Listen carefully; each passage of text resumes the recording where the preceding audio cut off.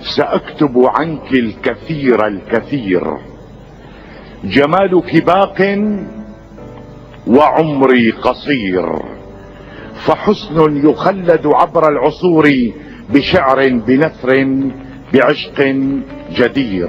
لأجلك يصحو شروق السماء ويأتي المساء ببدر منير، ونور الصباح ونشر الأقاحي وعزف الرياح بيوم مطير. لأجلك بعض الشهور ربيع وكل الورود ترش العبير، وللنحل شأن بأحلى الزهور فحينا يغازل حينا سفير. لأجلك جاء السنون إلينا بأحلى الحكايا وكان البشير، ونوم القطاط بدفء الهجير ورقص الغزال لبرد الغدير.